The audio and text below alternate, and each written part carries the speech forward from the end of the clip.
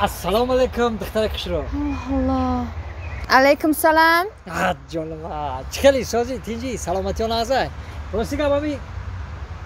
Ayami dur dedim ya ki makul şeydi ha. Hay. Ma bacha kandan ne sen bacha Kishro'yum. Sempatikniyim. Ya sen kimsen? Ha? Sen kimsen? Ne vur ne konuşuyorsun ben anlamıyorum ki. Hadi git yolda hadi. Hadi güle güle hadi. Çay? Ya sen ne konuşuyorsun ben anlamıyorum. Ne konuşuyorsun sen? Ha ты русский знаешь? Ты русский знаешь? Ne? Русский знаешь? Ты кто такой ты? Ya sen ne konuşuyorsun? You speak English? Английский? Yes. Ты английский? Знаешь английский язык?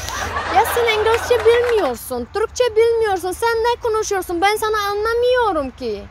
Sen Türkçe. Ha ben Türk. Sen ne istiyorsun? Ben anlamıyorum. O kadar parmak bugünemez ya. Türkçe biliyorum.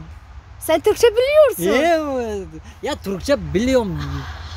Ya sen neden anlamıyorsun bana o zaman? Ben konuşuyorum sen neden konuşmuyorsun? Ben buraya gezmeye geldim. Burada foto alıyorum. Hoş geldiniz, hoş geldiniz. Sağ ol, teşekkür ederim. Ne yapıyorsun, nasılsın? Sağ ol, teşekkürler. Ben buraya gezme için geldim.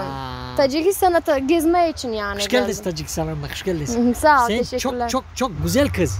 Sağ ol. Senin ne ismi var? Benim isim Zara. Zara. Hı-hı. Benim isim Dilşat. Senin isim Dilşah. Ha, memnun oldum. Benim memnun oldum. Rica ederim.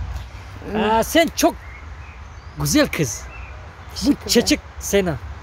Çiçek. Teşekkür ederim. Gül. Sağ ol. Gül şuma, bülbül şuma, çiçek sana, bülbül şuma. Anlamıyorum ki sen ne konuşuyorsun. Teşekkürler. Güzel kız. Efendim? Sen biliyorsun. Niye? Benim de ev var, ev. 4'te 5'te ev var. Ha. Arabam var. Maşallah. 5'te 1, 2, 3, 4. 4'te arabam var. Çok güzel. Güzel. 5'te 6'ta restoranım var, restoran. Ne güzel. Güzel. Market var benim, market. Çok market var. Maşallah. Kolay gelsin. Teşekkür ederim. Ha. Benim para çok var, para.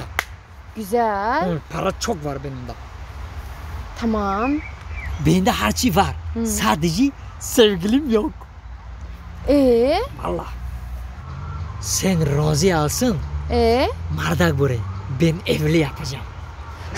Yani ki ben razı olayım sen evleneceksin öyle mi? Hadi ya. Tamam ben razı hadi git evlen.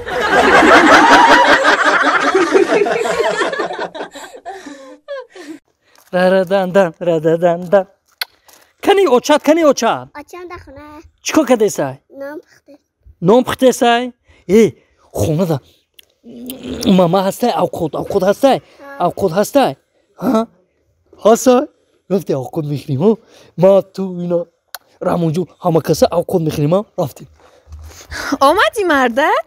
گودکا رو در بیرمانی خیلی گیجا بگری اوخ مردک نام پخت حساب بودم گودکا در پیشم بودم بیرون رفتیم خیلی نام پخت حساب بودم نام پخت حساب بودی معلوم های نان گرم نام بود چونجانی آدم نام بود چونجانی آدم قوت و درمانی آدم با خوراکتی بابا مزه نان گرم زمانی در روی دسترخوان پسرخوان پرتوکی گشنه ما مال زنک جان بازی من میام شما همینجا در بازی کردن گیری ها حتی دو درجون بازی کنی هر دو مالش با حوزه اوقات تیار میکنه میوی فهمیدی خیر یه زنا بابا او توی اوقات نمیاری دو ساعت چی مردم گشنه گیده آخه چی خیلی اوقات اوه گفتم بیار آخه اکتر نونی گر کردم گفته خیلی گرفتی آخه سر و سمانه مردک جان ایروز اعتبارا قانون قایده خانه علیشیدگه چی علیشیده من نفهمیدم یه قانون قایده چخل علیشیده این مثال یک کاسه شوربا 15 سومن و یک کاسه شوربا 15 سومن دا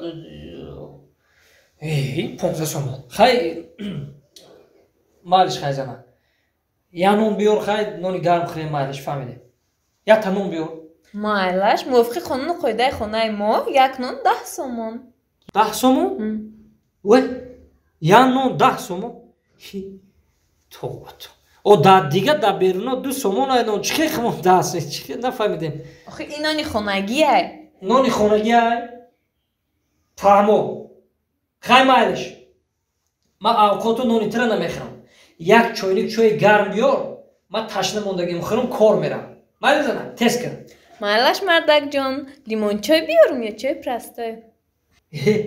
همیش به فکرم بپلای چی؟ چای پرسته 5 سومون. 5 سومون یک چای ها؟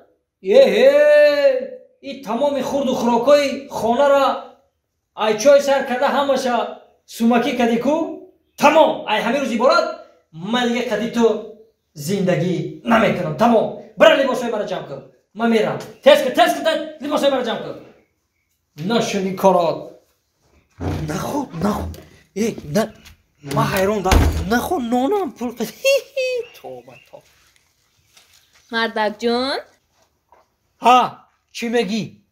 لباسات در پاکتی 5 جمع کنم یا چی اسمه؟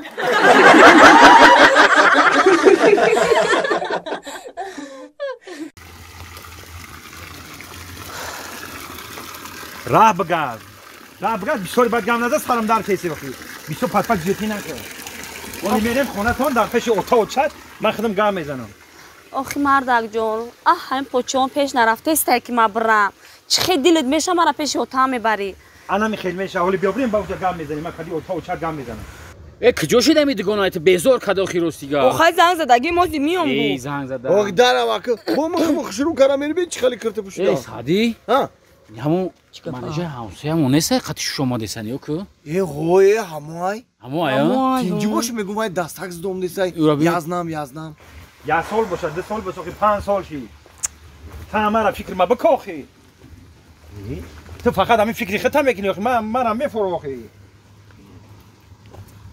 سال باشه 2 سال باشه 5 سال شده راه بگرد چو کدی از نه بخره منیجر ای همسایه ما را جنجال کدا بردسی ای کجا تینجی همین تینجی میشید من همین را جنجال کردم میبردم یزنا او چو کرده او ما رو بفهمون خوش رو بفهمونم تا این همین دختر همسایتونه 5 سال چیت گرفتن ما اینم 5 سال چیت زندگی کردیم در همین مدت 5 سال فرزنددار نشدیم میگم ببرم در خونه اتاق و چشم بپرتم شه اینم خکاب وا 5 سال چی زندگی کردی فرزند نیافتین 5 سال حیات من دم خید گذروندم کردمی یه میشه فرزنددار کوشش کردن در کار یزنا اوخی همین چخیر من شما گم من گوش نمیکنی اوخی همین چیزی که نمیشوه نشید ای بچه را بگرد بریم او وقت که شونو داشت هر سال در قشلو که ما یگودکی میشید کو